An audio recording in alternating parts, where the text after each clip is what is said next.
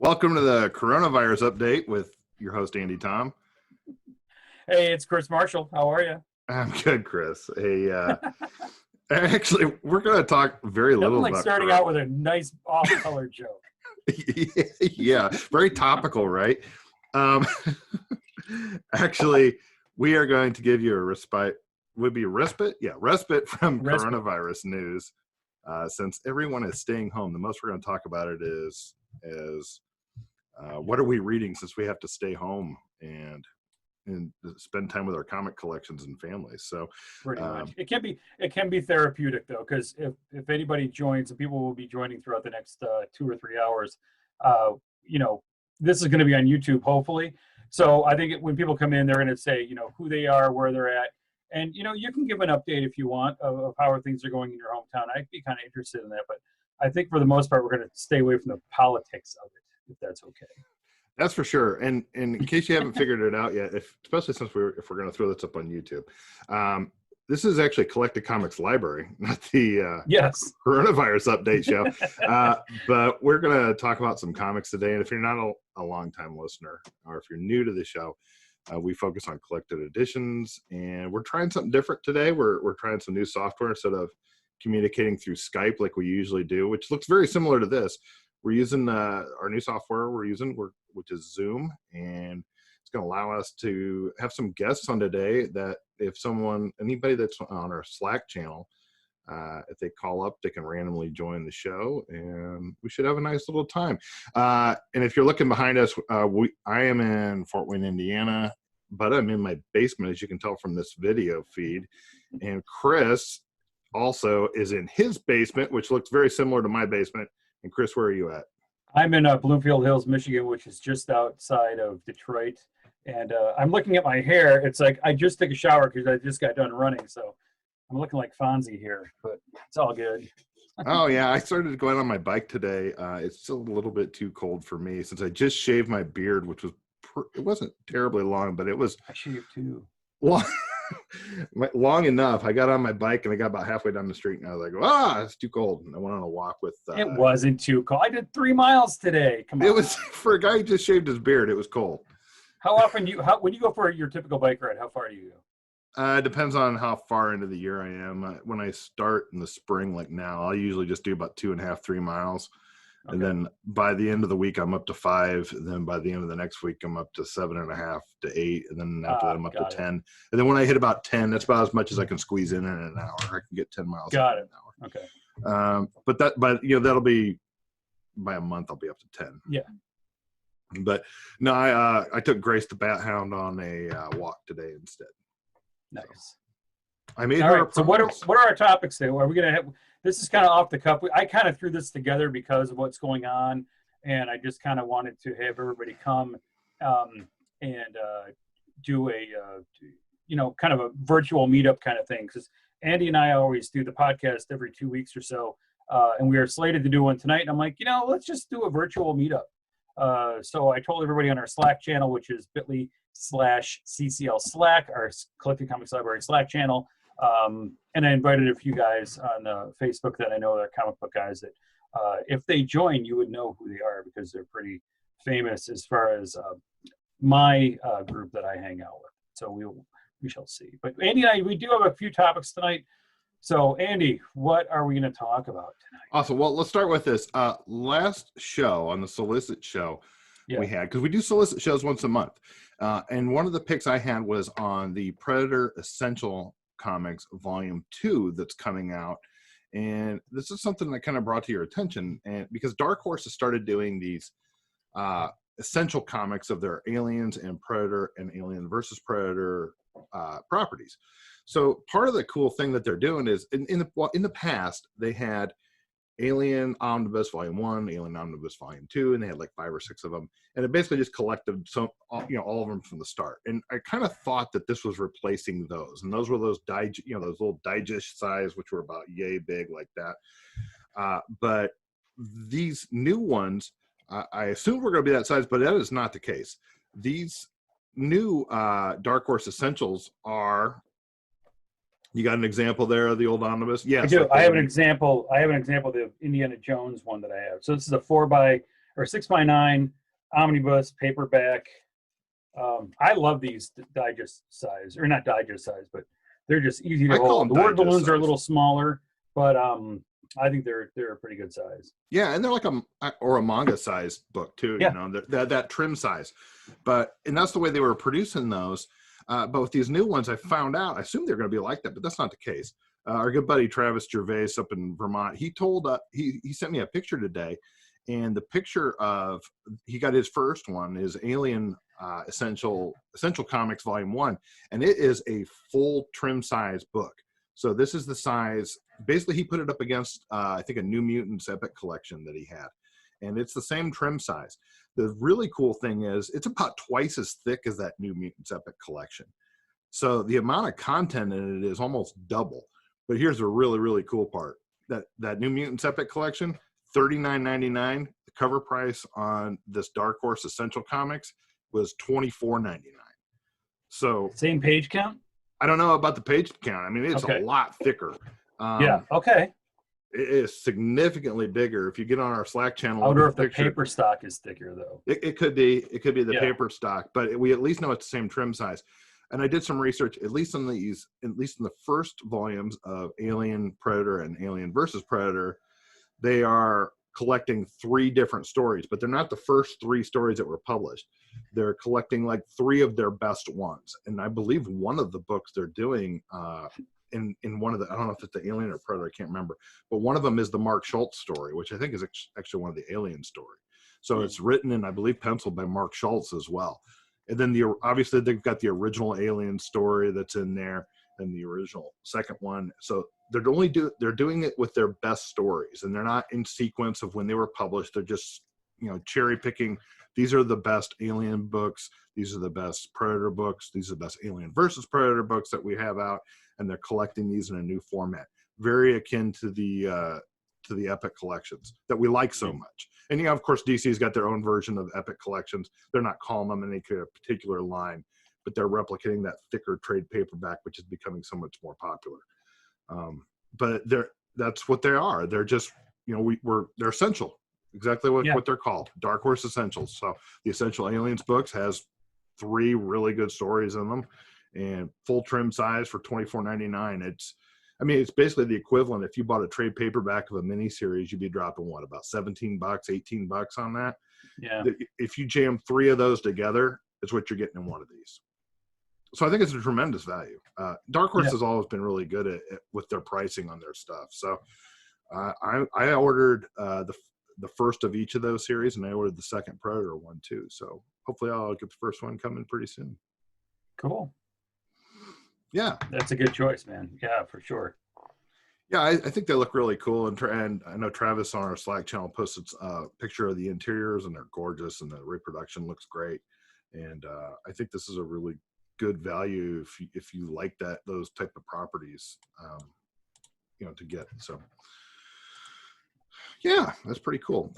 Something else we can talk about too. Yeah, we said last week that we had a letter that said, hey, I'd love for you guys to work, talk about these kind of books some more. And one of those books was Prince Valiant.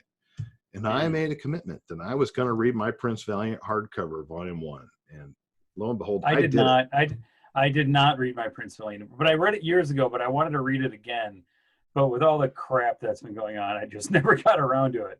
So, but I did do some reading, and I'll touch on that in a minute. Oh, no problem. So I read my Prince Valiant, and Hal Foster, the cool thing about this book, I bought the big oversized, what is that thing, like 12 by 18? It's enormous. Oh, it's massive. Yeah. 11, 13 by 17, I think. Are you going to pull it off the shelf there? No, it's in the other room. I can get it if you want. Oh, no, don't worry about it. But anyway, it's like 12 by 18. The really cool thing is in the beginning of the book, it has this like biography, it's not tremendously long, but it's a little biography of Hal Foster and what he did in his life and what brought him to the point where he was creating Prince Valiant and doing that for his career.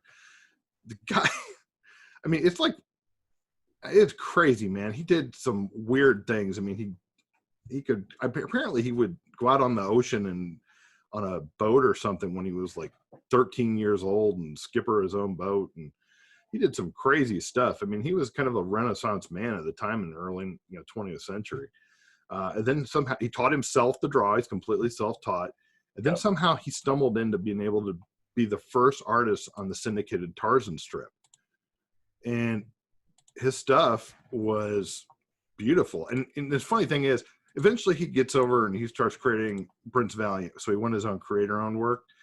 But you know what really struck me, Chris, was the fact that, when I looked at his art, I'm comparing it to like Siegel and Schuster's art from 1938 and Bob Kane's work from 1938 and the standard comics that we're used to seeing from that time period. Yeah. And he started at Prince Valiant in 1936. His art was so far beyond what any of the other creators that we're familiar with and beloved creators were doing at the time. Oh, it's amazing. Yeah. Oh my gosh. I mean, it's baffling how he wasn't. I mean, I know why, but he should have been gone after by anybody doing comics at the time. I mean, I know he may have been, and he was really dedicated to Prince Valiant. He was working, I swear he said he was working in his biography like 55 hours a week or so, just doing one page of Prince Valiant. Oh, easily. Yeah. And look at the detail that's involved in something like that. I mean, it's incredible, Oh yeah, it's unbelievable the amount of detail in it and the storytelling and how he lays it out. Now, I will confess, in the very beginning, his storytelling, I don't want to say it was cumbersome, but it was kind of like he drew a picture of this scene and then he put a narrative caption of what it was, and then another picture of another scene and a narrative caption. There was really no flow to it. It kind of said, it was kind of like, when we were kids and they put those slide projectors up there and you go through one slide at a time and have some writing at the bottom of it.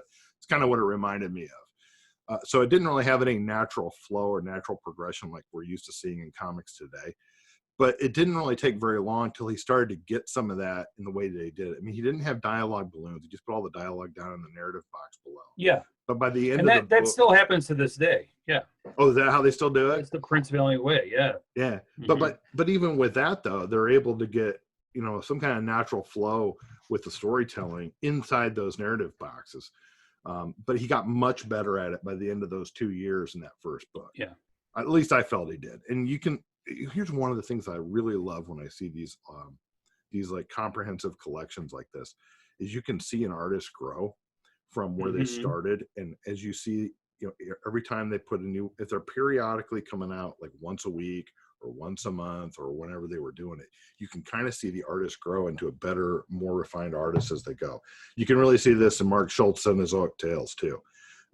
He starts out in this, right here over on the left, and he goes completely to the right. That sounds like political. It's not meant to be. But I mean, he starts at a certain level in his style, and as he grows as an artist, you can see how much better he becomes later on. And that was super cool. I heard a ding. Do you think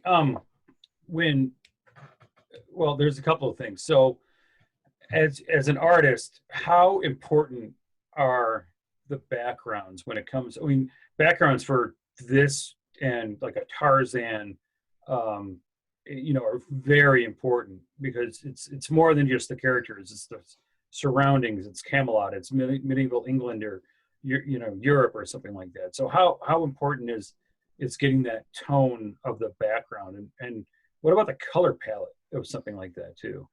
Well, I think it's tremendously important, depending on what the strip is, right? Yeah. I mean, with this, we're in a world of Sunday, I think it was Sunday when it came out, Sunday syndicated comics. And he's creating that Camelot, style background and time period. And I think it's very important that be, portrayed in that strip. I mean, other things that were being published at the time, even, normal Sunday strip comics today, like Garfield has the same, emotionless background, but you don't need that for Garfield, right? But when you're doing something that's, this is set during Camelot medieval times, you've got to have that portrayed in the strip. I mean, same thing with Tarzan. If you don't put, the jungle in the background, it could be anybody. It could be, Garfield. It doesn't make a difference. And to the second part you were talking about, I think you can really see a guy like Jack Kirby grow, or Steve Ditko grow, because when Jicko was doing, he did a lot of, I guess he didn't really do kind of like that visual crazy style that you saw in Doctor Strange when he was doing Spider-Man. So he did a lot of cityscapes. But once he got to Doctor Strange, that constraint was lifted and he could really go crazy. Same with Kirby in its early work, and even in the 40s and the 50s and 60s, he was doing a lot of constrained work. And then along came like Fantastic Four and Galactus and Silver Surfer, and he just that Kirby style went crazy with, and you saw it in the Eternals, you saw it on his DC work with Fourth World. He just went crazy with that stuff, which was beautiful. So yeah. Hey, we just got a message on our Slack channel. It says a few of us are on Zoom, but we don't see you and Andy, which is to you. Well, that's weird. It is weird. I don't know this is a new software, so maybe we need to invite them specifically as opposed to them just joining in after the link you sent. Anything we can do here? More. I don't know. Very strange. Looks like Gordon's trying to log in for sure. Copy. I'm going to send him the link and see what happens. I thought you already posted it. Do you need to push pause on the recording for now? Yeah, let me do that. Okay. All right, we'll be back. Pause. Time. Wait a minute. Oh my God, Jason's joining. We had a good crew over on that other one. I know. we had Andy, you want to explain yourself? Okay, so we got on early here because we weren't sure how we were going to do this. And we were like, okay, we're going to have a lot of guys, and we're not sure what we were going to talk about. So we got on early, and we started a different meeting. Yeah, because we got on early, we started a different meeting. Got something on it, or is Jason on? Jason? Yep. Where's Jason? Hey. I'm here. Sweet. Aloha. Awesome. Jason's shy. He's not using his video feature. Yeah, trust me, no. Don't want to. I trust you. Tim, are you on our Slack? What's that? Tim, are you on our Slack? Yeah, I'm Josik. Oh, Yeah. I knew there was a Tim. I just didn't know it was Miller. Yeah. I figured that Rosick thing was your last name or something. Yeah, no, that's just a old. I thought it was cool in like 2003 when I signed up for Gmail. There you go. Nice. Awesome. Well, Chris, do you want to start recording again, or we want to wait a minute, or? Yeah. Well, I just kind of paused and resumed. So, Andy was in the middle of talking deeply into Prince Valiant, his undenying love for Prince Valiant. So. Okay. Nice. Oh, it wasn't undenying. It was my high appreciation for Hal Foster and his artistic skills. And we were talking about mostly, the difference between, putting backgrounds and not putting backgrounds in a syndicated strip and whatnot like that. But overall, the book was, that first Prince Valiant book was pretty good. I enjoyed it. I won't be going back to it. It's just not my jam. I mean, and I appreciate it for. Oh, you're not going back to it. You're not. No, I'm not going to go back to it. Okay. I mean, I really appreciate it, but I got so many other books that I'd rather read. I was gonna say, I got 21 volumes to get through. Hey, you enjoy those 21 volumes, but I would rather, if I'm going to go back and read some archival stuff, I'd rather it be something else. I mean, I'm a big Alex Raymond fan, being a Hawkman fan. So I would probably rather read Flash Gordon, to tell you the truth. But I liked what I saw with Hal Foster's work in the Prince Valiant book. It's just not my thing. So. You thought 6 volumes of Terry and the Pirates was bad, Gordon. Actually, I've been reading Prince Valiant with my daughter. I think it's better reading it with my daughter because it's a little bit more, I don't know, literary, School, like, the other comics. threatening rain. Oh, it's rainy day. We've enjoyed reading it. The art in it's incredible. I mean, Hal Foster and the way they reproduced it is And then it's having, like, unusual to have that kind of quality in those Yeah. newspaper reprints, and the coloring in it is or amazing. like a I really series thought they were pretty high quality. snowing and go outside. Excellent. Hey, Chris, real quick, do you want to introduce everybody who's here for? Well, let's kind of go around. So, you guys all know me. I'm Chris. I'm in Bloomfield, Michigan, and you guys welcome. I was telling Andy when I first joined up, we have a little introduction to tonight's show, and I just I did it in lieu of what the hell's going on in the country right now, and you guys are such great participants in the Slack channel, and I just really, really appreciate it. So I kind of I figured this is a good time for us all to get together. So and kind of like just vent a little bit and see each other's faces, and we're all homebound, and figured this would be a good time to do it. So, Andy, you're in Fort Wayne. I am in Fort Wayne.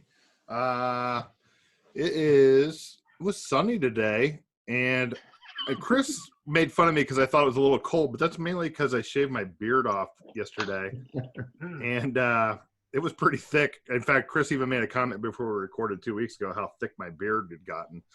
But I don't know if any of you guys have experienced this, but the minute you shave your beard off, it's immediately colder. So I just did that. yeah, I'm still trying to get over that cold part. So here in Fort Wayne, it was nice and sunny today. It was kind of nasty yesterday. It snowed yesterday. We woke up to snow, but beyond that, we're in good shape here. Who's next? Who's up there? I'll do it. I'm Tim. I'm up here in Lancaster, Pennsylvania. Just going out and, teacher. So we're kind of off right now, scrambling a little bit, but we'll make it through. And just say hey to everybody, meet y'all, see what everyone looks like in real life and see what happens. Excellent. Cool. Well, I'll go right down the list. I see on my next participants, I got Chris.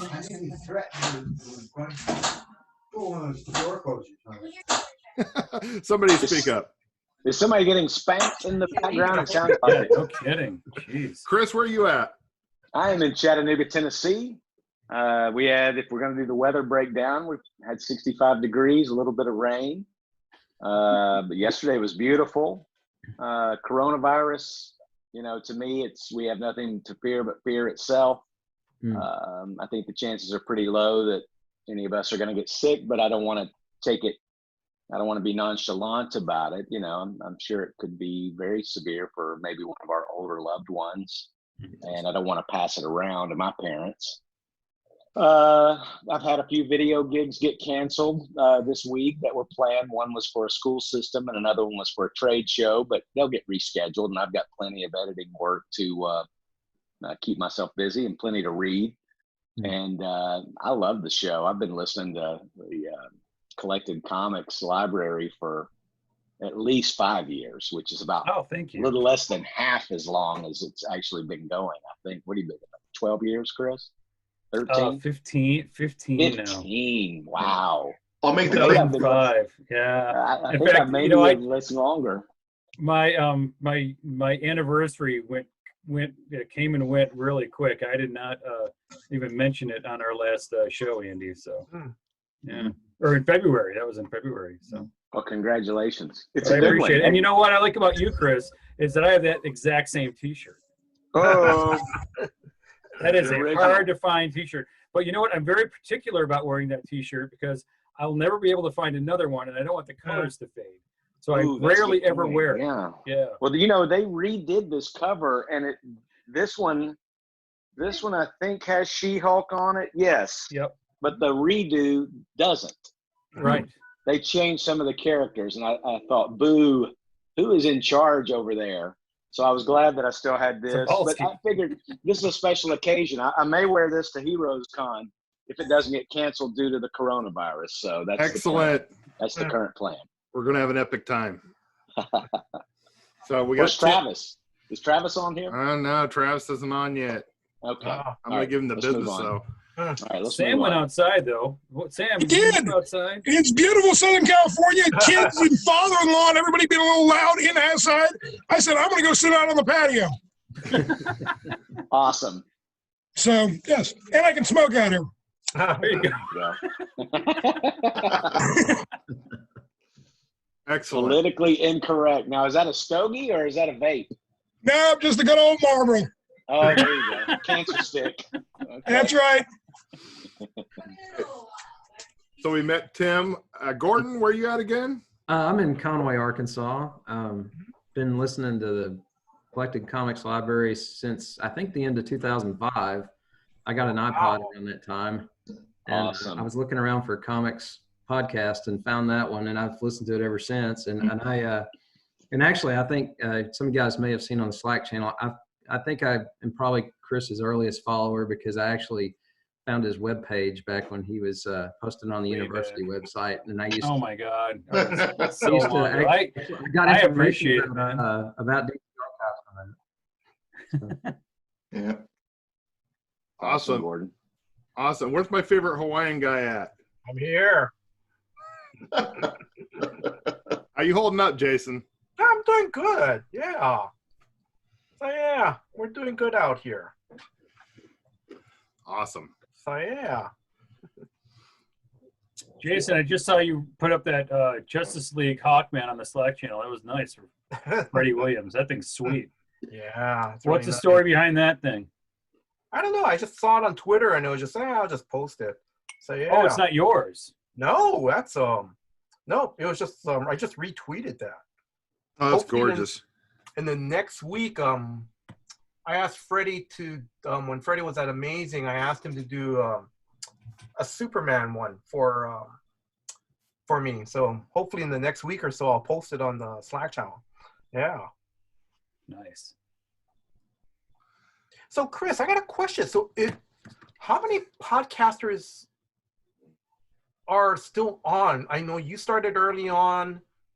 John Suntress, Yep. John Mayle, and Mike Myers?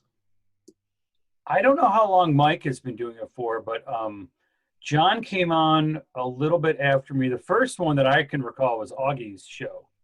When Augie was with Comic Book Resources, he did a show called the Pipeline Podcast, which he recently brought back, which is more of a what's his European style stuff. But Augie was one of the very first ones, and then John was doing it. Comic Geek Speak, Around Comics with Sal, Chris, and Tom, and then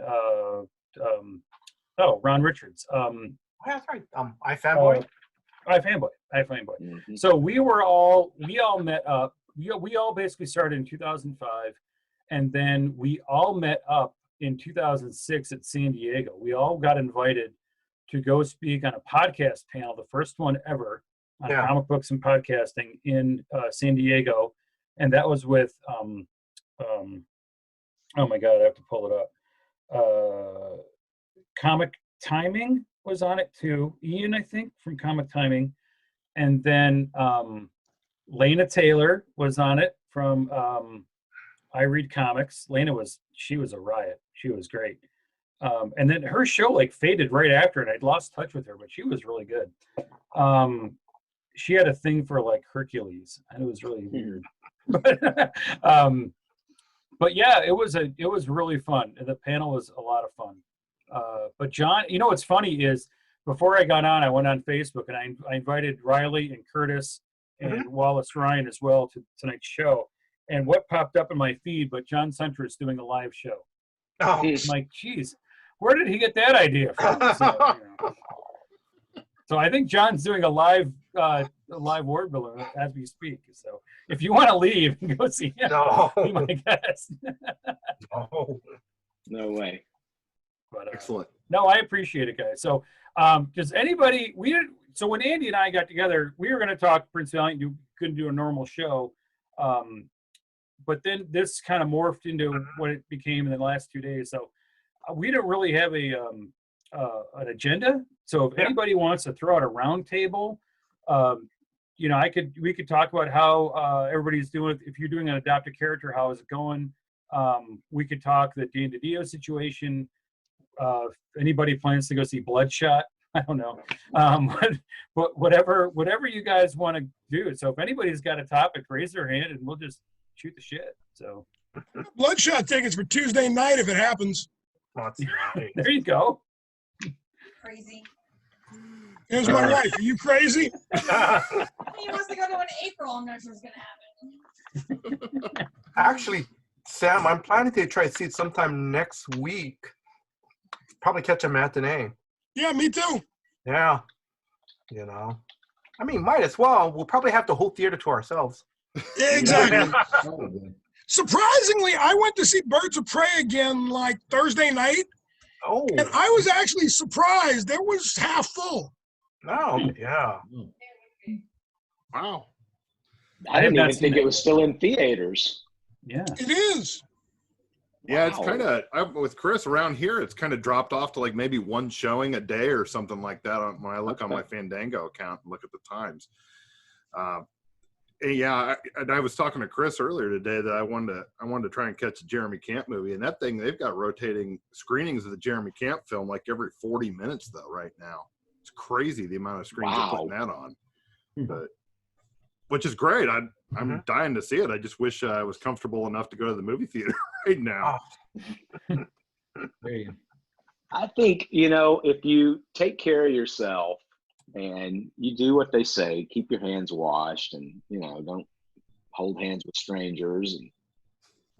And I think maybe the good that could come out of this epidemic would be that we start keeping ourselves a little more sanitary. I know somebody, Jason, I was going to mention Jason sure seems to be busy on Twitter lately, almost like he's you just signed up for it because you're constantly posting Twitter stuff. I don't know if you saw this, but somebody had shown a clip of them spraying down the New York subway system, the cars. And they were shocked, saying, "What do you mean you don't do this every night?" And I'm like, "There's no way. Who knows when the last time they sprayed them down for bacteria." We were just up there in October. But maybe this, maybe the good that could come out of this is that, people are a little more concerned about sanitary and cleanliness and things of that nature. I don't know. But I think we'd be fine to go to the movie theater, just pump up some vitamin C and don't get in anybody's face. And if anybody's got a dry cough, that's what I hear, that it's a dry cough with a fever for about 8 or 9 hours, and the dry cough kind of sticks around for a while. Mm-hmm. I think the concerning part is that you might be contagious without any symptoms for up to a couple of weeks. And people who are obviously in their 70s and older are real susceptible to this turning into something a little more serious like pneumonia or something like that, because it's a upper respiratory problem. But I'm like most of you. I don't know if most of you guys are like me, but I don't get a flu shot every year. I haven't had a flu shot in probably since I was in the Navy, and I maybe have gotten the flu once or twice in the last 10 years. I just don't worry about it. I take care of myself, and I guess I'm going on faith that, I'm going to keep on. We've got one case here in the city of Chattanooga, and it's a priest of all things. And the rest of the cases in our state are all up in one county. So, I mean, it could spread, it can spread, but I keep hearing all these scary numbers, and I'm like, good grief, this sounds a lot more serious to me than what I'm reading about how many people have passed on. So go see the movies. I mean, go out and help your local restaurants. If you're afraid to go out to eat, order takeout and go pick it up. I mean, they've got to have business. And I've just been stunned at all the businesses Disney World closing. That's huge. I don't think they did that for the swine flu. No, they may have, but I don't think they did. And the NBA stopping games. This is kind of unprecedented, and I'm just not seeing it. It's the kind of things that, I think they're going to wind up taking sound bites of Donald Trump and all the news media here in about 2 or 3 years when they do their next zombie apocalypse movie, because there's so many great sound bites, like they did when Zack Snyder did what was it, the Day of the Dead. Yeah, I think so. Dawn of the Dead. Yeah, Dawn of the Dead. So I don't know. I think it's all overblown. But man, I just had a list of all the projects that have been put on hold in Hollywood that I put on Bleeding Fool about 2 hours ago. And man, all the Disney Plus shows are on hold. Tons of network shows. You would know this, Sam. I'm sure everything from Bill Maher to Riverdale to The Daily Show, The Amazing Race. Everything. I mean, they've all shut down. They're shutting down, Everything. and this is gonna have a big impact, at least on the West Coast and New York, for months, because these people are out of work. You don't get paid just for sitting around. I think the government's trying to work out some kind of, first of all, very low interest rate short-term loans so they can make payroll, but also unemployment insurance and things like that. But, you know, the Batman, Jurassic World, the Shang-Chi flick. I mean, a lot of stuff that, now there's plenty of dreck that I don't care. I mean, I don't think we need another Home Alone or a Home Alone reboot. So whatever, a live action Peter Pan, you know, that's not hurting my feelings, but there are people that those are made for. So it's a shame. It's just a shame. Yeah. I hope I'm wrong, though. I hope that what this is doing is really mitigating the spread, and I'm just being a curmudgeon as usual. Well, the thing is, let me tell you guys, back in February, I came down with the flu. I had my flu shot and everything. And it was kind of interesting because it was like I didn't think I was going to get the flu, but I was tested positive for the flu. And my workplace, because I work at a hospital, they told me once I was diagnosed, I could not even check back with our employee health until 7 days had passed. And I couldn't figure out why, because it was like, you know, about 3 or 4 days, I felt better and everything. But my doctor told me two things. One, when I got the flu shot, I didn't have a temperature. You know, I didn't have a fever. So that helped. Damn, you there? And then the second thing was I didn't know why. It was kind of like I had to stay away from work for 7 days. And my doctor told me that even though I was diagnosed and so forth, and they told me stay home in 7 days, I was still contagious, which it was kind of a little crazy. But the thing is that the hospital is really taking the flu season very seriously this year. And the thing is, we have a number of cases in our hospital that's really hitting the young people very hard. And that's a little scary. And the unfortunate thing, that's not being reported. The scarier thing I'll also tell you too, or actually part of the fear thing was this past week, I just came down with a cold, just a regular cold. All I wanted to do was just get a sick note and stuff like that. My doctor was not in his office this week, which is a smart move. I went to an urgent care, and this past Thursday, unfortunately, everyone decided to rush to every urgent care to get the coronavirus testing. So I was stuck at urgent care for 4 hours. And I kept telling them, all I have is a cold. Finally got a note. The other thing they did was they tested me for flu. What else did they test me for? I forgot, something else. And I think they also ran a coronavirus test on me, which I was kind of going, no, it's not that. So it's a little crazy. I think, you know, I know it was kind of, what was more crazy was, I mean, I see young people standing in line, filling out forms going, I need the test. You know, it's like, no, you don't. So, yeah. I mean, but I understand their concerns, but it's, yes. And it's like, hey, if you're concerned, just go get tested. But I'm kind of going, you haven't traveled to any of the other countries. You haven't been exposed. You know, chances are very slim. Well, before we got on, I did make a promise that we wouldn't spend the whole time talking about coronavirus, so I'm going to shift it a little bit. Thank you. Sorry. No, don't be sorry. Nobody knew but me and Chris. No, but it can be therapeutic. I mean, so absolutely. You guys, yeah, feel free. So absolutely. But what I want to know is, since we're mostly home, what is everybody reading? Because I hope you guys dug into your stack of collected editions. Tim, why don't you go? What what I did is I started reading Batman White Knight because I got a lot of talk on the Slack channel. And I thought for the most part it was pretty good. It was a bit disjointed because it took me about 2 or 3 weeks to go through it just because of just work and life and all that. But I mean, it was a good take on Batman. Never really thought of it like that. And, you know, what if the Joker, you know, would be good? But the art wasn't the best, but I thought the plot line kind of moved along well. You haven't read Batman, modern day Batman, the longest time, and it was a bit of a try to catch up. Who are these people now? And it's like, oh, okay, now I get it. A little Wikipedia action, and you're good to go. But pretty solid. Tim, did you finish it yet, or are you still? Yeah, I did. I just finished it today. What did you think about all the different Batmobiles that he brought back from all the other shows and things like that? Sweet, totally sweet. I was like, there's the 66 one there. Yep, that was, I mean, if you want to get me nostalgia, there you go. That's good.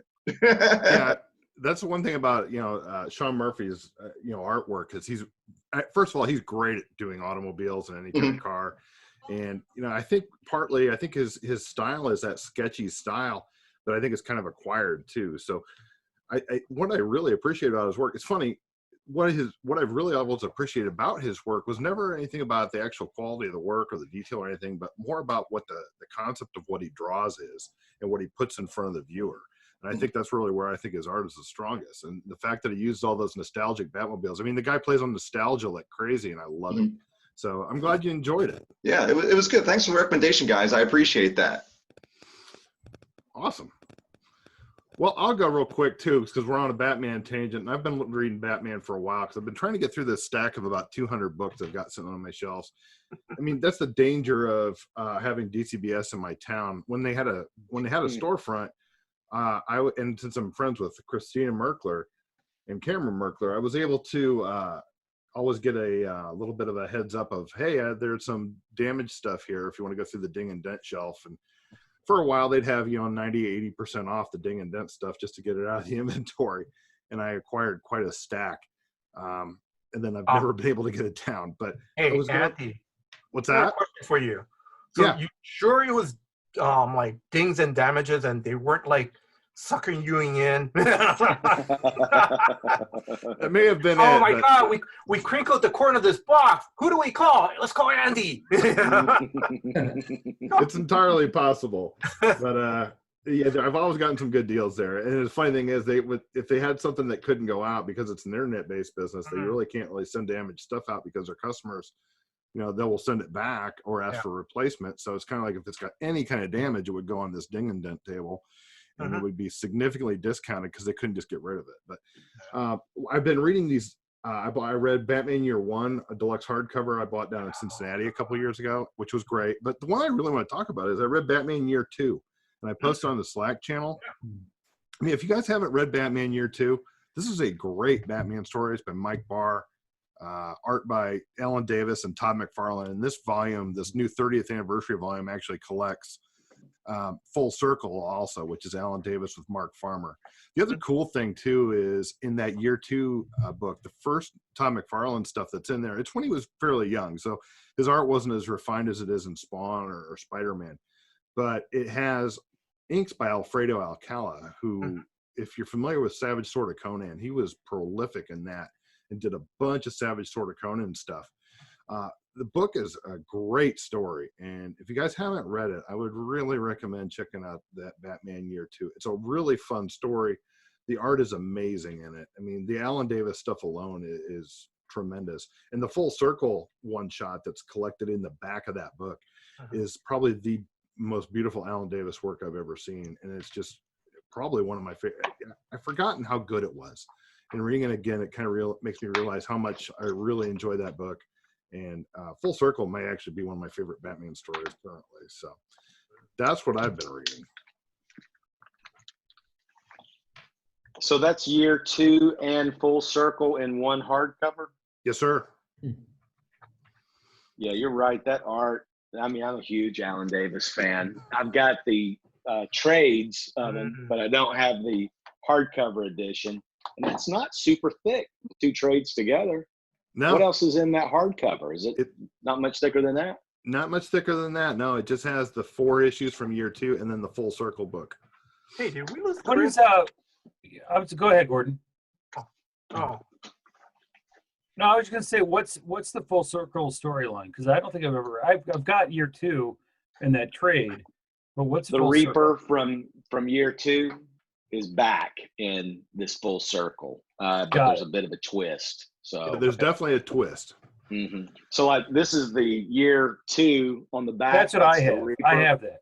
Yep. So this is the cover of Full Circle, Got it. which is that same character coming back, but there's a big twist. It's good, and unlike the year 2, which is a collected. I mean, it's like, how many issues is that? It's only 4. Okay, but this was I think Full Circle was a one shot. Yeah. Right. Mm-hmm. And it's all Alan Davis and Barr writing it, of course, but it's gorgeous. I mean, if you like Alan Davis, it's gorgeous. Who doesn't?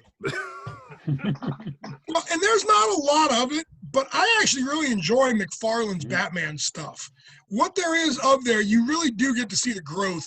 Long before Spider-Man, you get to see that growth. Totally agree.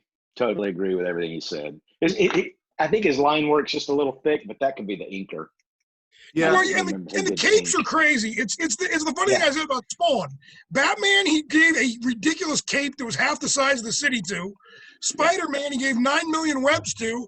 And for Spawn, he just combined the two, made the whole character capes and chains. He did. Glorious. Nice, Glorious.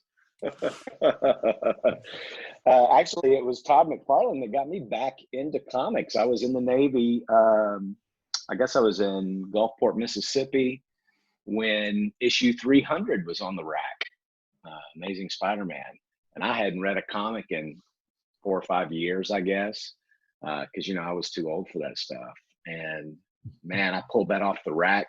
I don't have that copy anymore, unfortunately, but I just couldn't stop reading it. His artwork was just so compelling. I just hadn't seen anything like it. Yeah. So I'm an art guy.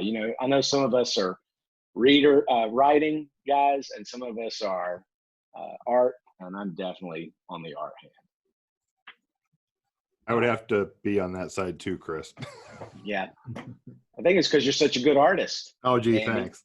Oh, man. I appreciate it. Yeah. I just don't do enough of it. How about you, Gordon? What are you reading?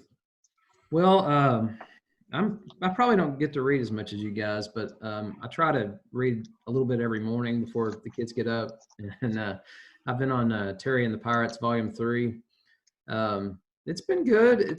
I was telling some of the guys on the other channel, it's a little, of course, it's a newspaper strip, and you've got a lot of recaps going on as you read, day to day, which is kind of good if you stopped and it's been a while since you've picked it up, but it's a good storyline. It's a constant thing of somebody getting captured, and they've got to save them, and there's a lot of stuff that goes on over in the Orient, and there are a lot of racial stereotypes, which is I guess common of the era in the 30s and 40s, but not so much mean-spirited, but just more accents and that kind of thing.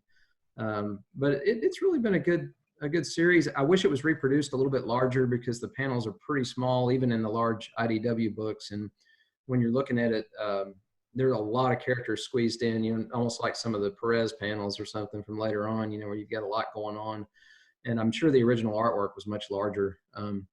But I think it's a good series. It's in color on the Sundays and black and white on the dailies, which is nice because some of those IDW reprints are black and white the whole way through, even though they were originally color on the Sundays. And it's a good series. There's 6 volumes of Milton Caniff, and then I think there are a couple more with George Wonder later. But I would recommend it if especially if you like old newspaper reprints. But it's not as boring as I thought it would be when I went into it the first time. Honestly, it's really pretty good.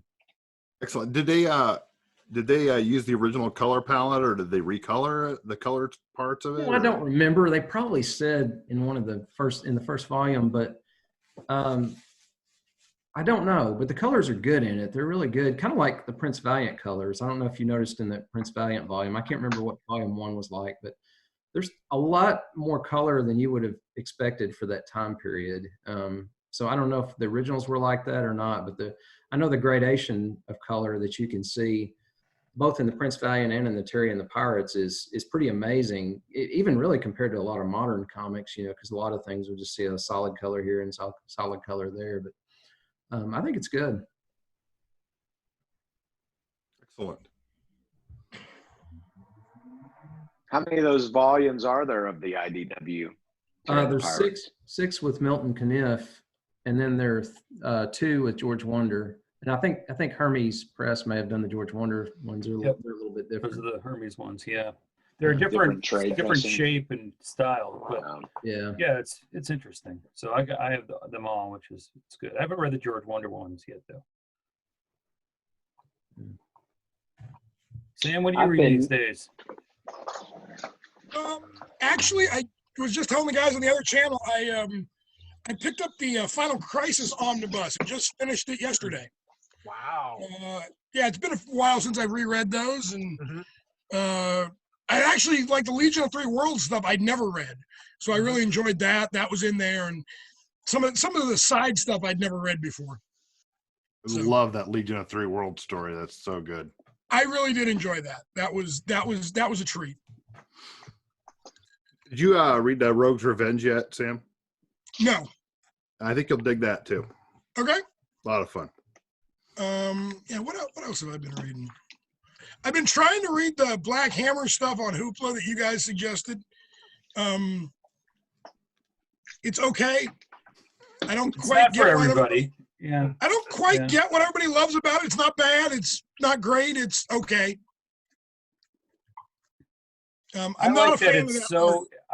The thing I like about Black Hammer is that it's so familiar, but yet so different. They're taking these characters that you kind of know, and they're just totally doing a 180 on you. They are. Yep. Yeah. Like I said, I'm not a huge fan of that art style. Yeah. Well, then don't read Black Hammer 45 because that art is all over the place. That's why I couldn't get through Mind Management, because I didn't like that art style that Matt Kent did. I just did not care for that. And that's what, going back to what Chris and Andy were saying about art and write, I'm more of a writer guy when it comes to it. But, if the art gets in the way, and I've said for years, Gordon knows, I've railed on From Hell because that chicken scratch lettering that's in there, I just can't read it. It's just awful. So I tend to be more of a story guy, but there's just something about a clean, simple line work that I love. And a lot of the more modern, blocky style, I just don't care for. What artists do you like, Sam? Modern. Ron Frenz is probably my favorite artist, if that says kind of the style I dig. I really like Brett Booth, if you're talking like current guys. It's that real clean style I love. That's respectable. I think I like everything. There's very few little I don't like. So those are both outstanding artists. So. And this isn't really an artist, but anything Norm Rapman inks, I've known Norm Rapman for 35 years. Anything he inks, I tend to enjoy. You're talking Brett Booth, you're talking Dan Jurgens, those guys, Todd Knock, those guys are all just clean, simple stuff. Did you know, Sam, there was a Justice League Black Hammer? I did. You didn't check that out, did you? I have not yet. I haven't gotten there yet. Like I said, I enjoy it. It's just the art's not the best, and I'm still trying to figure out exactly what he's going for. Yeah. Well, that series actually got delayed, as I recall. Jeff Lemire had it written, but they were waiting on the artist. I think he wound up getting sick or something, and they delayed putting it out till he was able to finish it. You know anything about that, Chris? 1 second. I'm texting Andy right now. So give me 1 second. Look at this Conan, Queen of the Black Coast. I'm a Bashima fan, so this is right up my alley. It's gorgeous. It's delicious. It's a little bit adult oriented though, so don't let the kids borrow it. All right, I think It's not Andy's gratuitous. Oh, there he but it is. looks like it. Hi, Okay. Andy. Hey, Andy. There you go. Andy, I think what happened was when we started another meeting, that was only good for an hour. So but Really? this one should be good because I have it scheduled till 11 o'clock. Oh, okay. I didn't know there was a 3 time hours. limit. Yeah, well, I don't know. We're gonna Like have I to said, we're figuring this out, guys. So sorry. I don't know how often we're going to be doing this, but I decided it'd be kind of fun. So, Well, who hasn't gone with what they're reading? I don't think we heard from Jason. yeah, Jason, what are you reading? Actually, I just finished reading Batman issue 88. It was okay. I mean, I'm just reading it for fun. One trade I do want to start is the by Aspen Comics, Dead Man's Run. That's the one I picked up from Amazing Comic Con. It's written by Greg Pak. So probably start that tonight. Yeah. Nice. So I'll go. Legion of Superheroes Volume 5. I just finished today. As you guys know, I'm doing this for my adopted character. What's interesting about this is, I've been reading the first 5 volumes, 4 volumes, and it's just really dull. It's just your DC, Silver Age, everybody's a traitor in the story kind of thing. There's way too many characters. And then along comes Jim Shooter at age 13 on Adventure Comics 346. No, wait. 346. So what's cool is Jim Shooter is still, or Kurt Swan is still doing the art. But yet you've got a completely different tone of voice when it comes to the writing style. And he, even says in the introduction that Shooter gives these characters more of a personality, a distinct personality for them all, which is really cool because they're so wooden. When you could put a word balloon on any character and you couldn't tell who's talking. Yeah. But now you definitely know who's talking. Especially Sunboy. He's just kind of a, the hothead, so to speak. And same with Invisible Kid, and a few of the other characters. But I'm going to stick with it, of course. But it's definitely gotten better, and I hope it gets better through him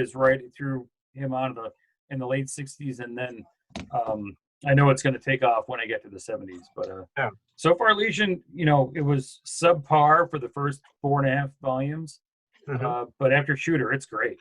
So I'm Shooter really happy. Good. Yeah. Levitt's is even better. Yeah, no, I can't wait. I can't wait till yeah. But do you think, Sam, that and I'm new to this, brand new to Legion, so you think Shooter set up Levin in a way? I do, but the Levitt stuff, which is late 70s into the early 80s, to me is the absolute best. Yeah. That's the best. Cool. I'm looking forward to it. Yeah. Yeah, that's some of the sweet stuff that I like too. And I was a big fan of the Keith Giffen stuff too that came later. Well, and a lot of that overlaps. Giffen did the art the second half of Levitt's writing era.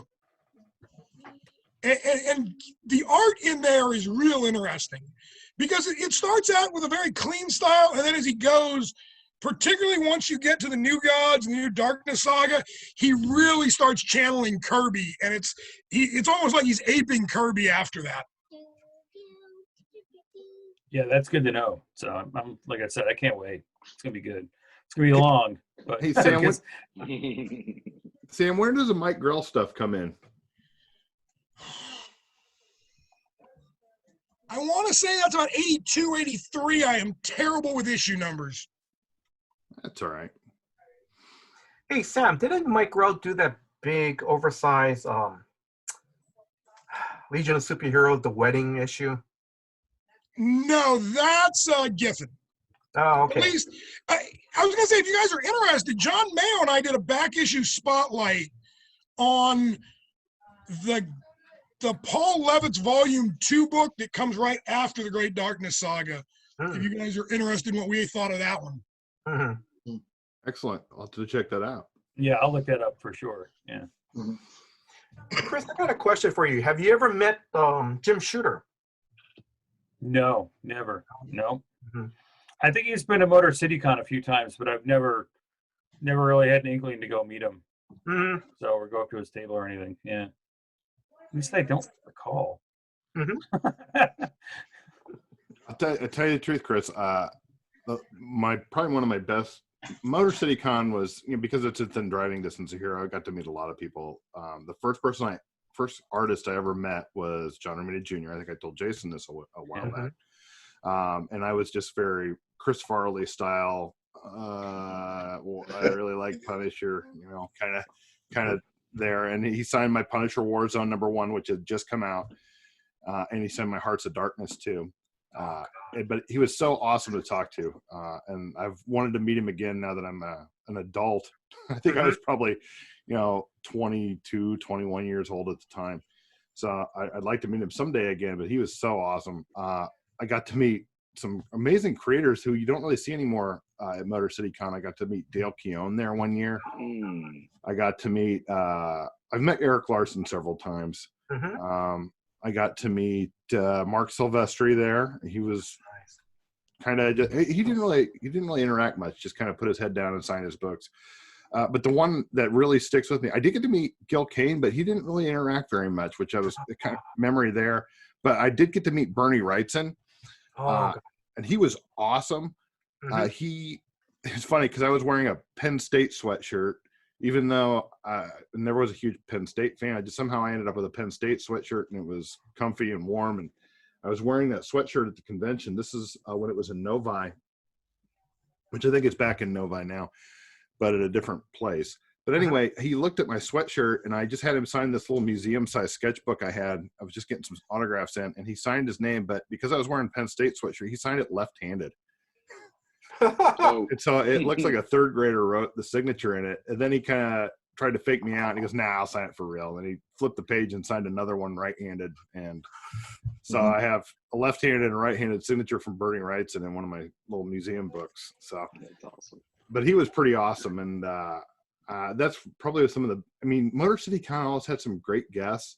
And it's funny, back when I was trying to break in the industry when I was much younger, I got a few small publishers look at my work and then, "Here, try your luck, try this script here, see what you think." And I never did anything with it, but I never got any real attention anyway. But that was the show I'd always take my portfolio to show around. But it was a fun experience going there. And then I stopped going for a while when I started going to Chicago. But after that, I went last year. It was a good show. And that's where I bought that Superman page I bought last year. So.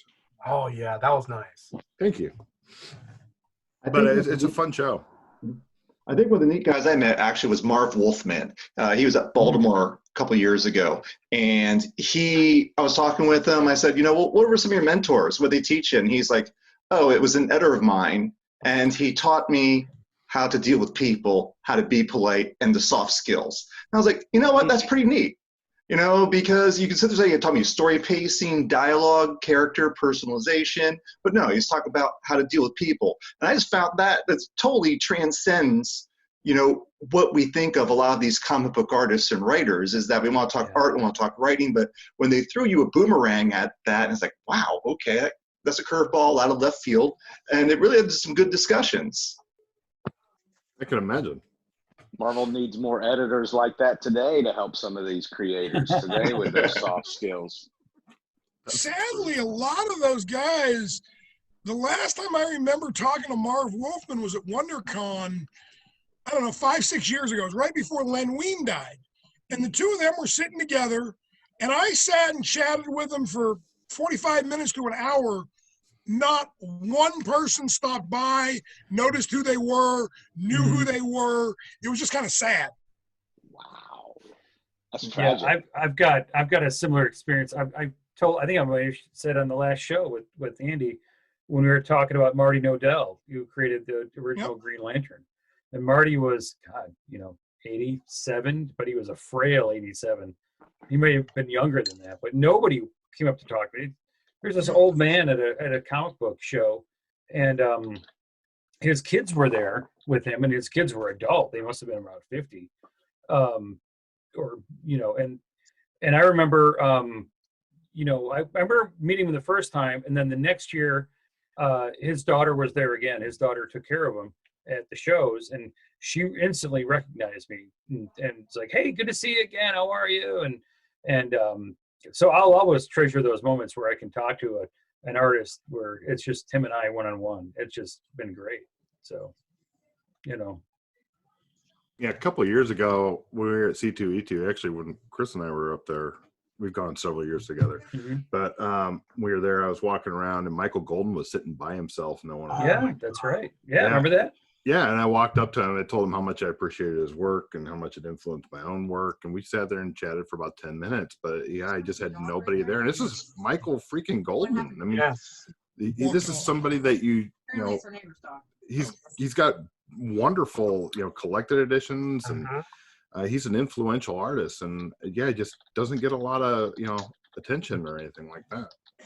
Maybe that new Micronauts artist edition will give him some attention. Oh man, I would hope so. Hey, speaking of Micronauts, so I'll give you guys a little teaser. I did hear back from Chris Ryle, and editor of IDW, publisher IDW, and Chris is going to come on the show probably in April or May or something like that. Cool. So we'll have him on. We'll interview him and talk a little bit about Micronauts and whatever else we can. So awesome. Yeah, it'll be fun.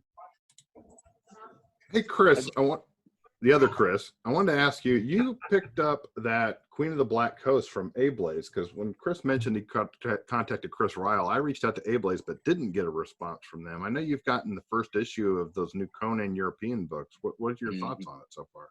Well, I held them up to say I need to actually get into them. I got them here, and I've ordered the others. I'm afraid some people lost out on these because these were the ones that got canceled. They had gotten solicited. Yep. And you're not the only one. They were solicited, and then Diamond sent out we're canceling this. I guess they got the Marvel emails. And so they canceled the orders, but I told DCBS, I said, if they come back, because I started emailing every bit of news. I know I was getting on their nerves. Saying, wait, they said they're not canceling these, nothing of the sort, blah, blah, blah. And so it automatically got re-added to my order, and that's how I got them. So I'm going to use that time this off time to read those and soak them up. I was showing some images. I've only skimmed through it, and I was telling the guys that it's a little bit, it's adult. I mean, it's not graphic, but it's adult, and which is fine. I was going to say, I'm currently reading the omnibus, and this is that cover that I was referring to earlier. That was my first Conan comic. So nice. These are what I'm into right now, trying to go through this and the Savage Sword and the Kill Raven Marvel Masterworks, which is, unfortunately, it's a bit of a slog. I haven't gotten to the Pete Craig Russell almost every issue, which is still going to be, I mean, it's wordy. It's compressed on one hand. On the other hand, it's like poetry, decompressed stuff. But I'm an art guy too, and I just love the visuals, and a lot of it's nostalgia too, because one of my early comics was a Amazing Adventures Kill Raven, War of the Worlds. So, I think that just like when you guys were talking about those old DC comics, if you experience those at a very young age, you're probably always going to be a fan. And when I had a Superboy and the Legion of Superheroes comic, which I thought was just the coolest art, but the names sounded so generic, honestly, and I'm not trying to bash Legion of Superheroes. I literally am not. But it just sounded like, really, is that the best they could come up with? So I didn't get into it. And that was my little 8-year-old self being a prick, comic snob. I was a Marvel fanboy, zombie from back in the day. And I really didn't get into DC until Aquaman. If I'm honest, it was Aquaman and Green Lantern that got me in. I like Superman, don't get me wrong. And man, those house ads, anytime you saw a Superman comic being advertised, you knew it. That's the final Superman story. There's no doubt. Brainiac and Lex have got him this time. So I always thought that DC did a better job on the house ads, but I was a Marvel Hey, guy. Chris, I only have 3 Conan books. These 2. Oh yes. Which are the Dark Horse ones. Yep. And then I have my prize, which is the Essential Conan. Oh, nice. Well, the Essentials are great. It's black and white, yeah? Oh, yeah. Black and white. Is that the Essential Savage or Conan the Barbarian? Conan the Barbarian. So these books are the same. So. Well, let me tell you something. I've got 12 volumes of that Dark Horse run, and they are recolored as garishly as those Batman, the Neil Adams Batman stuff, which made me so sick. When I got the Neil Adams, I know somebody grunted that feels me. I was so anxious to go back and look at that old stuff, that beautiful artwork. And then it was this airbrushed crap, and that's what Dark Horse did to all the Conan stuff, which for some reason I was able to forgive a little bit, but nobody could answer. And I think I might have asked you, Chris, if you knew if Marvel was going to use the old coloring or that new stuff. And thankfully, they just remastered the old stuff. You're talking about the omnibuses that they're redoing? Yeah, this is so they didn't do the airbrush stuff. That's the old school. Right. Yeah, which I'm glad. So how are they doing that? How is that matched up with the Epic collections, the trades that they're doing? That's a good question. I don't get all the Epics. I'm not Mike Myers. I don't triple dip if I can help it. So I have not seen that. I am going to get that Epic collection of the Kurt Busiek one that's up this month. I'm trying to remember. I invited Curtis Finley on the show. Roy Thomas is actually the writer, I think, with Kurt. And so I'm going to get that because I didn't get those Dark Horse comics. Yeah, I invited Curtis on the show tonight. I don't know if he can make it or not, but he did join the Slack channel. He did. It's funny. I texted Curtis tonight and I said, "Hey, we're doing a live chat. You should join up." And I said, "Information's on the Slack channel." And he's like, "I didn't even know you had a Slack channel." And I'm like, "Oh, geez, like you never listen to my show." So, maybe he doesn't listen to the end of it. Maybe he doesn't listen to the end. I know, but I'm on his Facebook channel, all day long at work and everything. So I'm like, you gotta join up my Slack channel. Guys, I gotta call it quick tonight. I've had a lot of fun, but I spent all day working, trying to get some things caught up, and you got the wife's upstairs wanting to snuggle. So, and this was fun. I hope you do this again. I'll do it again. I'll hopefully can join up again. Yeah, we'll try to not screw it up. So, you did fine. Hey, I had a lot of fun. Good to meet you guys. All right, Chris. You too. Thanks, Chris. See you, Sam. Tim, I got to ask you. Yeah. You're like me, and maybe Sam, you are too, and I just don't know it yet. You are a Master Kung Fu fan, right? That's right. Oh my gosh. I have to confess, when I was a kid, I never cared one whit about Master of Kung Fu. But I bought that first Epic collection out of curiosity, and it has become quickly my absolute favorite Bronze Age book. Where did you discover Master of Kung Fu at? Well, what happened is, like you, when I was a kid, I saw the racks. I was like, whatever, don't care. I want my Batman. Then it was doing the adopted character, and I was reading Iron Fist, and I was like, well, Iron Fist, Heroes for Hire, and I looked around the 98 Heroes for Hire. I was like, oh, there's Shang-Chi. All right, let's go back, and I'm more of a Bronze Age guy, and we'll go take a look at the Bronze Age stuff. And I picked up, I actually got my hands from my buddy. I borrowed all his omnibuses, so he's got all 4 volumes of it, and I was just like, whoa, this is good. this was really good. The personification of all the characters. Plus, on top of that, it was, I mean, I've read the old books as a kid, and I knew, you know, what to expect. But then it was like kind of in the future from, you know, novels that were written in the 19 teens. And I was like, whoa, he really gave them a lot of character. You know, near the end, don't get me wrong, I felt like Shang-Chi had that lonely man, Bruce Banner TV Hulk thing going on, but so be it. It was just incredible. I mean, I was just blown away by that. I mean, I cannot wait to hunt him down at a convention and just say, you know what, you're awesome. Yeah, You know? I read that, and that I mean, I liked Doug Munch when he was doing Batman, but I mentioned on the last show, until I started reading Master of Kung Fu and his Moon Knight run, I had no idea how much I really loved his writing. And then, you know, I'll be honest, I've never cared for Paul Gulacy as an artist. When he does Batman, I'm like, Paul Gulacy. I just don't. I think he over renders Batman, and I don't think he uses enough shadow. And but his work on Master of Kung Fu is tremendous, and I don't see anybody else drawing him as well. And the guy was born to draw that book. I agree. I mean, particularly just all the whole muscle tone, because he's shirtless most of the time, and you know, just getting all the shading right. You know, because all of it happens in dark alleys and dungeons, and you're like, wow, that's some really good stuff. Yeah. And I'm with you, Andy. I'm not much of a Paul Gulacy fan, but I got to tell you, the Master Kung Fu stuff, same thing. I discovered it with the Epics. When the Epics started coming out, I collected all of them except Conan and Star Wars. All the Marvel stuff I've been getting. And that's where I discovered it, and I loved it. And as far as Paul Gulacy goes, he did one of the last Wildstorm books. I know that sounds weird. It was a war story in the Pacific. Guys island hopping in the Pacific with Chuck Dixon writing. And that's phenomenal. And again, some of the stuff Paul Gulacy does, some of the real life stuff, I think is just better than his superhero work. Yeah, I tend to agree with that. I just never cared for him as an artist, period, until I read this. And if his other non-superhero work is like this, I'm all over it. I'll give that a shot. What's that book called? Do you remember, Sam? I'm looking it up right now.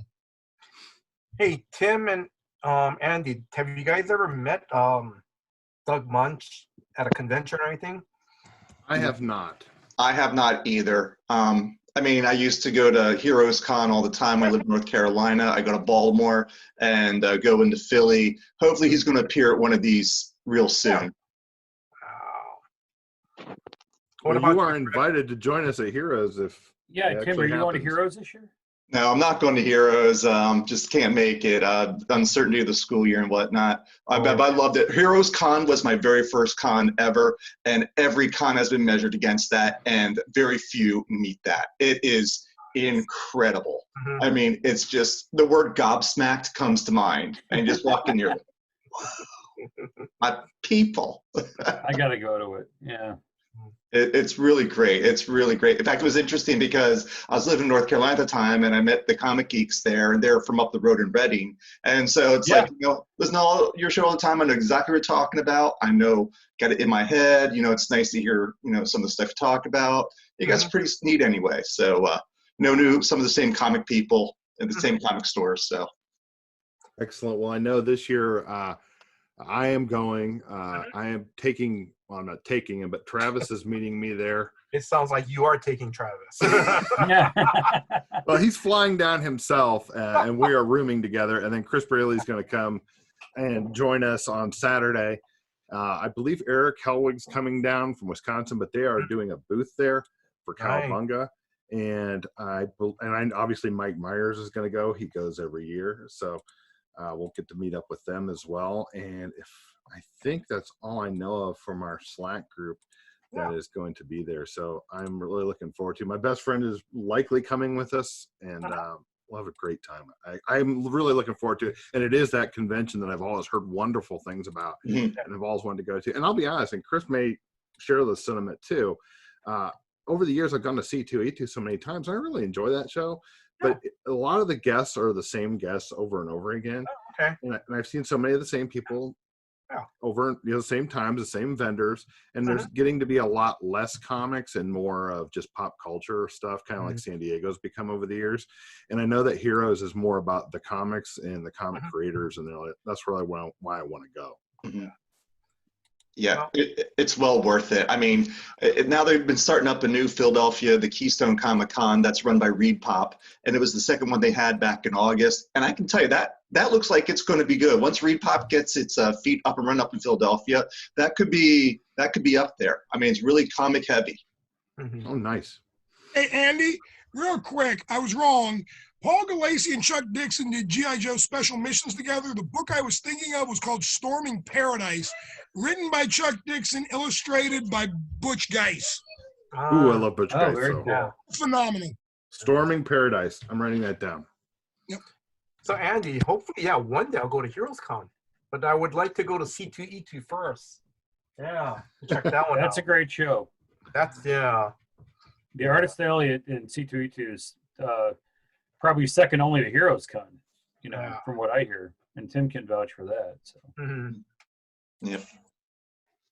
Now, Jason, you get the nice benefit of having these conventions. You take pictures of these and send them to us all the time, and it's like there's nobody there. I mean, there's artists there, but there's no guests. I mean, no, I shouldn't say guests. There's no attendees. You can walk around. Yeah, like I posted that picture. I mean, I was, of course, harassing you guys. That the Donnie Cates line, like 10 people are in front of me. This is a long line, Oh my God.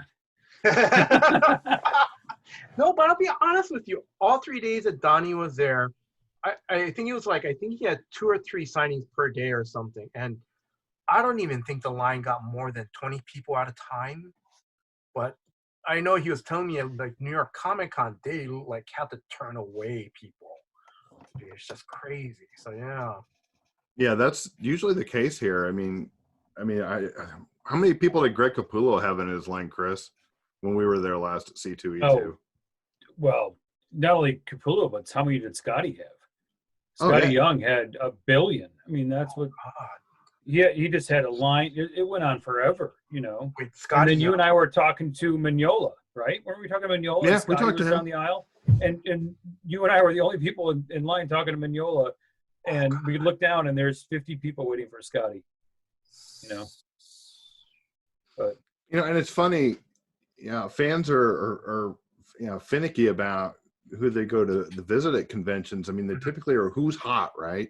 Who's the big hot artist? They don't necessarily always go to the journeyman artist or the journeyman writer that's been there, or like the Len Weins, which unfortunately is not with us anymore, but the Marv Wolfmans and those guys. They don't really get the kind of crowds that other ones do. Now there are guys like George Perez who are going to get these long lines, but for the most part, guys like just these journeyman writers like Marv Wolfman and Michael Golden and even Mike Mignola to some extent just don't get the amount of attention that a Greg Capullo is going to get, or Scott Snyder or Scotty for that matter.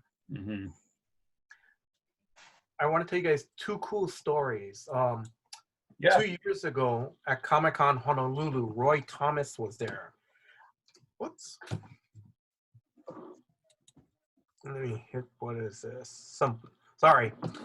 Something popped up on my computer screen. So I was afraid no one was going to stop by Roy Thomas's table. But I'm glad that every time I stopped by his table, it was like at least 10 people were there. Almost, it's like it'll kind of like 10 people, then it'll die down, then 10 more would come back. So that was really nice. And then I don't know if you guys, I'm going to try to pronounce this artist's name correctly. Alex Soyuzek? Yes. Yeah, he was he was a Spider-Man artist for the 90s. I was afraid no one would remember him. But actually, he was at the same show at Roy Thomas. But there was like a small little line every time for him, which was nice. That was really nice that people remembered him. Yeah. I think a lot of the shows, I mean, I went to Motor City last year, and that was when Chris was out of town, so I didn't even get to meet up with him. But I did, I was able to walk up to guys that I consider superstar artists. I mean, I walked up to Steve McNiven, nobody around him. Esad Ribic, nobody around him. Obviously, I walked up to Mike Grell. He didn't have anybody. He had one person there when I got to Mike Grell. There were Scott Collins. I mean, walked up, and then my best friend and I, we stood there and we chatted with Scott Collins several times during the day, and heck, we probably spent 30 minutes one time just sitting with him, just chatting. Nobody would. He had maybe one person in that time walk up, just get a signature and walk away. But I mean, the guys that did get longer lines, guys like Sean Murphy was there, and he had a pretty significant line all day. Alan Davis was there. He had a good line.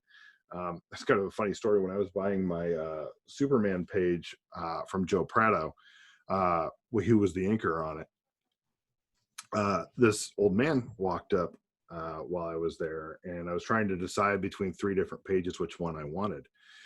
And I was looking at one of the portfolios. He had 2 of them laying out, and I was going through one, and then this old man was going through the other one. And all of a sudden, Joe Prado starts talking to him, and he just decided, he pulls this one page out that this old man really liked and just gifted it to him. And I'm sitting there thinking, whoa, that was incredible. And it was a page with, I don't know if you've been reading Bendis's Superman run, but with Rogol Zar on it, a big 2-page spread. And he just gave it to this guy. And I'm sitting there going, oh, what is going on here? And it ended up, that was Mark Farmer, Alan Davis's inker, who was there with Alan Davis. And apparently that Joe Prado was, and then he got a picture with him while I was there. And he was such a big fan of Mark Farmer's and such an influential inker to him. He decided to gift that page to him. And it was really cool. I kind of wish I'd introduced myself when I was standing there after the fact. But I bought my page, got my picture taken with Joe Prado, and moved on. Yes.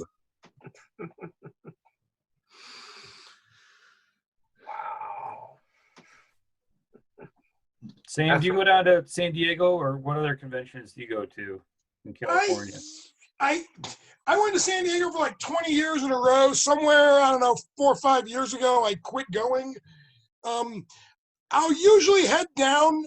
I've got a place, I like to stay in Carlsbad. So I will usually go down there for an evening and meet up with Mayo and his sister and stuff. Yeah. But actually going to the show, it's been 4 or 5 years. WonderCon I go to every year. Long Beach Comic Con, there's 2 of them every year. I go to those. Those are really the extent of it. We do a hotel show here at the Cheyenne Auditorium once a month. I go to that fairly often. Hey, Sam. Yes. If you go to WonderCon or any of those LA-based Comic Cons, stop by Matt and John Ewan's table, the Ewan twins. Okay, I'm not familiar with them. Actually, they're actors. They appeared. Their first appearance was on Observe and Report, and they've been on TV off and on. And they work with First Comics, I want to say. I think it is. They are the creators of Serving Soups. It's a it's a funny book. It really is. It's about process servers delivering papers to deadbeat superheroes and criminals. It's really good. It's very funny. And their latest one was a 5-issue series called Love Town.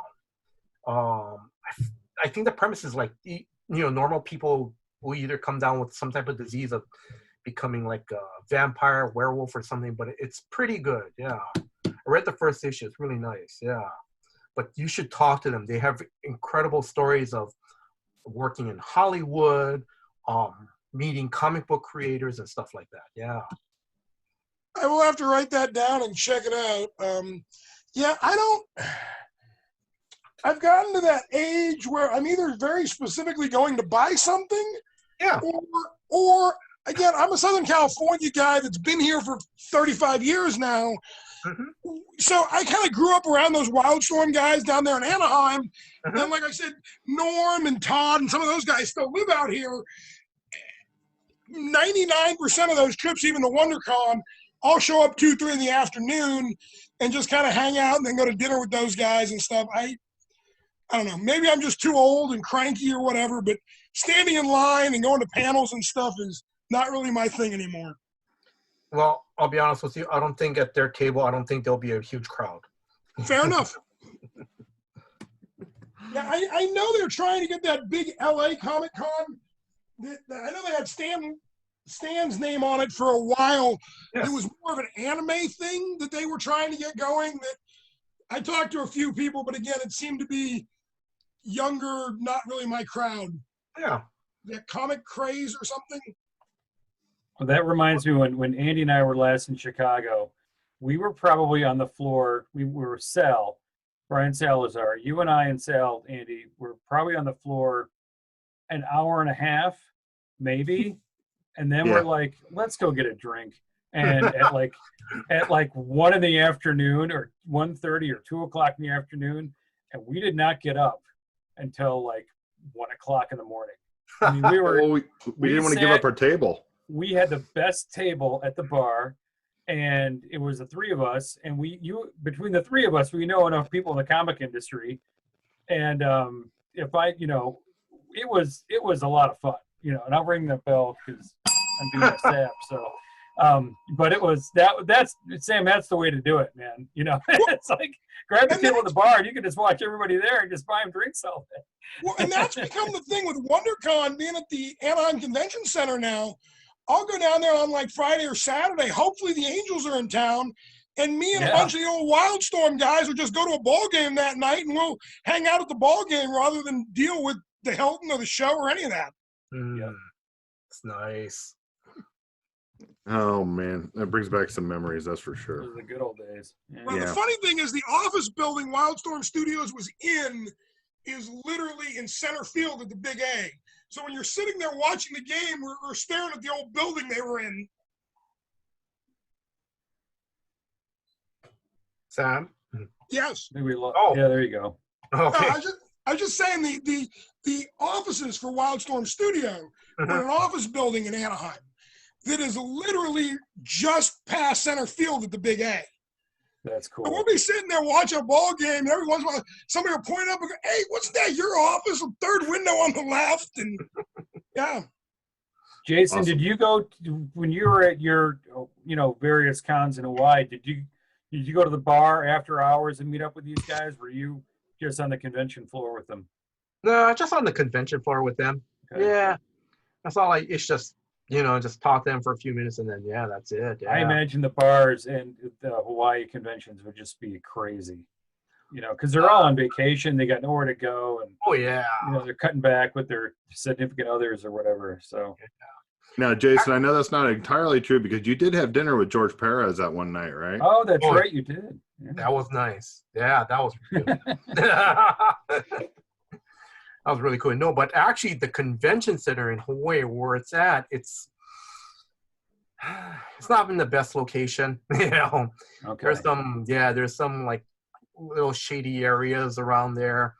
But at least the shopping center, Ala Moana Center, is close by. So at least, people can go there and stuff. But so, yeah. Yeah, that's the thing. I was in Charlotte at Heroes Con, and I went across to get some pizza. And my buddy and I sat down, and we looked across, and there was Jimmy Palmiotti just scarfing down a piece of pizza.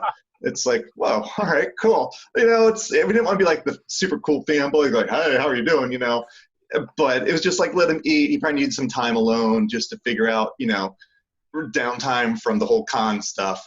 But it's just neat. It's really neat while you go around and you just see the different people, at the bars, at the restaurants. Definitely like in Baltimore, the big one right across the street is a brew pub. Really good beer, really good food, great people watching. And, it's hard to get a table in there. So maybe I need to pull like a Andy, Chris, and Sal and get there at 1 o'clock and sit there all day. Yeah, that's what you got to do. Yeah, get there early. Well, the nice thing is we had such a nice table that some people would come up and they would say, hey, are you using this stool? We're like, yeah. Yeah. He's, he's in the bathroom. He'll be back in like 2 minutes. Yeah, because it was the three of us sitting there. And then we get like a water. I remember we did this because it happened like 3 times. We just got a water and just set it right in front of you. Yeah, the guy's coming back in a minute. But what would happen is, I gotta try that. Well, Scotty Youngwood came and he'd sit with us, and I think And Jonathan Cebulski, Scotty and Cebulski came over. Well, Hickman came and sat with us for a while. And Hickman too. came, yep. A couple other guys came too. I can't remember everybody. But Joe yeah, Ryman from Dynamite showed up for a few minutes. Yeah, as long as we had that empty spot, some of these guys would. Hey, you want to join us? Yeah, sure. Yeah, I've been on my feet all day. It was so funny because I remember that not Cebulski, but Hickman was talking about having breakfast with.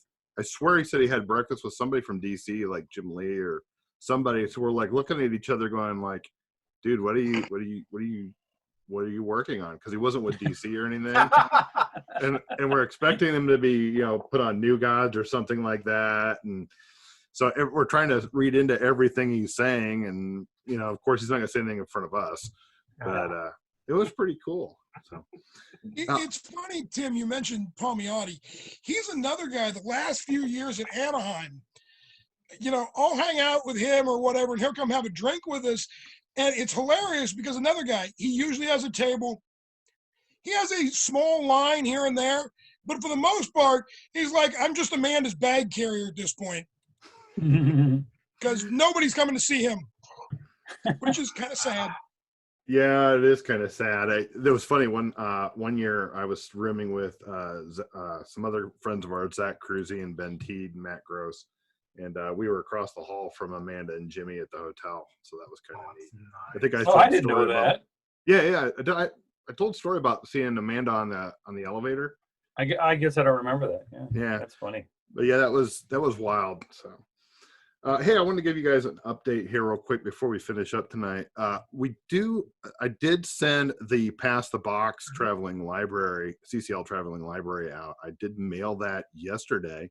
And I mailed that out to our good buddy Nick Pratt, who will be getting it hopefully by the end of the week. I did make it smaller, so if you're on the list for Pass the Box this season, it's going to be a smaller package than we had before. By the time I got it back, there was awesome good stuff in there. In fact, anything that was still in there, I kept, with the exception of one book I put back in there.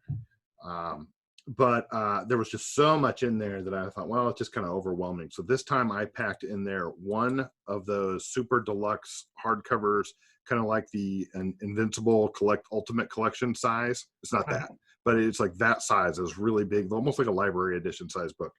I put one of those in there. I put a regular deluxe hardcover. I put a thick Epic style trade paperback in there. And that one's out of print, and it's really, really cool, and it's off the wall, and it's a DC book, but it's something you probably haven't heard of before, but it was awesome. I loved it. Somebody else gifted it to me, and I wanted to share it. And then I put 3 trade paperbacks of the same series in there that tell a pretty significant story, and then one digest size one like you showed before everybody else got on, Chris, in that size a book. And then, of course, I put the museum book, the sketchbook thing that we pass around to show where it's been. So those are all going out to Nick, and then he will turn it around. We've got 3 new members on the Pass the Box group. I'm going to send them to them first, and then I will start randomly sending it across the country. So thank you. I noticed you reversed the order. I appreciate being the return from Hawaii rather than the shipping to Hawaii. Well, what I sent wasn't necessarily the exact order I put on the thing. I just put everybody's name on there, but I am thinking of that, Sam, so don't worry. Like, it makes a difference. I don't care. I just thought it was funny. It was funny, actually. But yeah, so we've got this going out, and if anybody wants to get on that Pass the Box list, just make sure you join our Slack channel and then sign up in the Pass the Box. Tim, are you on it? No, I'm not. I guess I should. Yeah. Sure, why not? Yeah. I'll go in the Slack channel. You'll see me there. All right, well, Tim, just send me your mailing address and all that stuff over to adamstrange@yahoo.com, but spell Adam, ATOM. Got it. Okay. Hey, Tom. Yeah. Got it. And what else? Do we have anything else tonight, Chris? No, I mean, I think it's good. I want to attempt to stitch all this together and see if I can throw it up on YouTube or something. So I'll see what I can do. So, but this has been a lot of fun. I just thought it would be a fun thing to try out. Sorry for the glitches and everything twice, but we'll it's been great. So it's been a lot of fun to especially put a lot of faces to names and everything. So. Well, thank you for doing it, Chris. It's been a blast. Fills the gap. I know John got frustrated. We used to do this every month, and that dwindled down to like nobody towards the end, and he gave up on it. And so it's nice to do it once in a while. You can't do it every month, but occasionally it's nice. Yeah. No, I think maybe, like I said, with the coronavirus bullshit going around, I figured it'd be a good time to get together and just do something different. But we could do it again. I know everybody's times are, everybody has family, everybody has work and everything like that. So, but we can do it again, maybe in a month and a half or 2 months. Like I said, you whatever. can't do it every month, as John discovered. But like quarterly or every 6 months or something, it's kind of nice. Mm-hmm. Yeah, one of the Facebook groups, it's funny you mentioned that, Sam. One of the Facebook groups I belong to is Salvatore, I forget his last name, but he's got like some collected edition Facebook group, and he does one every Friday. Wow. And when I join up, it's just a chat. I mean, it's just like this, and it's just the Facebook chat. It's not like you podcast it out or anything like that. But I've joined up, and you can either listen or participate or whatever. And it's like him and 2 other guys, and it's fun. But I think after a while, there's really nothing to talk about. Yeah. So I think with this, like I said, this is brand new, no agenda. So I think if I were to do it again, we'll have a definite agenda where we can all talk about it. Maybe we can all, everybody's hard up for John Sable, so maybe we can always do like a book of the month or something like that. So that might be kind of cool. That's one way to get Bob and Travis on us if we start talking John Sable. Exactly. So those aren't in print, though, are they? What's that, Sam? I said those aren't in print. It'd be hard to do as a book of the month. I know. So I don't know how we do it. The Sable stuff is in print, but he's doing it through a really small press thing. You can get them on Amazon, and they're really not the best. The omnibuses aren't really the best quality, but it's better than nothing. You know what? What do you guys think about doing a virtual roundtable of the Eisner Awards? Discussing that stuff, or is that way too hard? Way too hard. I don't read many new comics. That's cool, Tim. Yeah. I was just throwing it out there. So, well, if anybody has any ideas, throw it up on the channel. I'm game. So, hey, Chris, I'm just going to ask this, and this part, if you want to edit it out, it's fine. But I just wanted to ask, because so how's everyone doing with all this fear and the coronavirus thing? I mean, how's it in your guys' area? I'm fine. Patrick is, he's a sophomore at Michigan State. Yeah. He actually had a fraternity formal in Chicago this weekend. So he drove back to state with his girlfriend, and he is coming home tomorrow, pretty much for the rest of the semester. So he's doing that. But he's funny. He's like, yeah, I'm going to self-quarantine after being in Chicago for 2 months. It's probably a good idea. But it's funny, with the college thing, Erin, my daughter, is a senior in high school. Mm-hmm. They have no idea what they're going to do as far as school from home or virtual classrooms, where I think the universities have a better idea because they do online classes. Mm-hmm. But some of the professors are not prepared for it because some classes are scheduled, they're online, Tim, maybe you can speak to that a little bit more. I can speak to both. My wife does that at a local college here, and some professors are ready to go. They're good to go. Some are a little bit slack. And I know in our school, what happened is we found out 5:30 Thursday that we were closed for 2 weeks starting on Monday, and we're going to go online. So we scrambled, put our plan into action, dot the I's, cross the T's, get it passed by a central office, and off we go. So tomorrow's the first day. We'll see what happens. Mm-hmm. Well, here it's my wife works at a hospital, so I'm hearing all the precautionary stuff. So, but everything's pretty cool here. Kids are going to be home. I have a teenage daughter who is going to help her younger sister with all her e-learning. that they're doing. Both of them go to parochial schools, so they're on e-learning. Some of the public schools around this area do not have that, so we're fortunate enough to have that. And so we're just kind of making smart choices. So, which is good for me because I'm kind of a homebody anyway. So I'd rather sit in my basement and watch movies on the finished side of the basement that way. Well, it's funny you mention that, Andy, because and maybe Sam and Jason, Jason's working in the hospital, but for me, I work in the auto industry. So, but I work for an advertising agency, and where I work on all the .coms. I work on Jeep.com, Dodge.com, and RamTrucks.com, and the other ones too. But so my main client is Chrysler, Fiat Chrysler, FCA. I just read an email tonight before I got online. I periodically check my email. And a lot of the projects that I'm working on are now on hold because Chrysler is on hold. Yeah. So I have no work to do. It's funny, you say work from home, but if the client isn't working, if everything's on hold because of budgets or this or that, they're allocating services or personnel somewhere, or they're laid off and they don't have work. Yeah. I mean, it's a massive undertaking logistically, people-wise. So, my boss, he's like, I expect you to work from home 9 to 5. And it's like, and he's cool, don't get me wrong. But it's like, what do I work on? Because I have to get client approval on a lot of my projects, and they're not going to get approved. So, what do I do? I mean, I might just take an online class and brush up on my Python skills or something. I have no idea. So, well, I'm similar. I'm an accountant, but a lot of my clients are Hollywood or construction related to Hollywood, and everything's kind of on hold.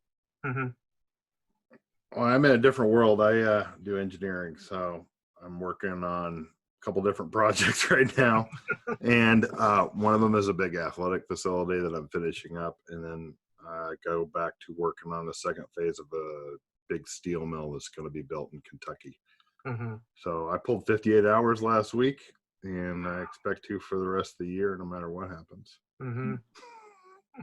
I legitimately think they've got about 2.5 weeks for either all hell's going to break loose or people are just going to riot and go back to living normally. There's no way everybody stays in their house and does nothing for 6 months if they don't see some effect of this. Yeah. Sam, I agree with you. I think 2.5 weeks and people are just going to, hey, I'm out. I'm going to go to the movies. I don't care, Yeah. Unless something actually starts happening and, it's got to be more than, oh, we heard about 5 people 5 states away. It's got to be more than that. Yeah.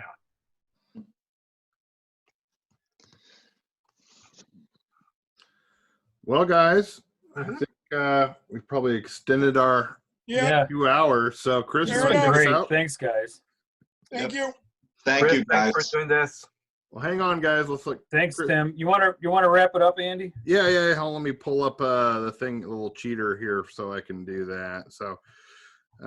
So basically that's it. And if you like what you heard, subscribe to us on Spotify, Apple Podcasts, or wherever you get your podcasts. I use iCatcher myself. And if you want to hear more from us, you can join the free Slack channel at bit.ly/CCL Slack. In the show notes, if we have show notes this week. I don't know. And a list of the books discussed here can be found over at First Comics News, and you can email us at collectedcomicslibrary@gmail.com. Thanks, fellas. I really appreciate it tonight. Thanks, guys. Stay safe. Aloha. Bye. See ya. Bye. Bye. All right, Tim. It's nice talking to you. All right, Sam. It's great talking to you too.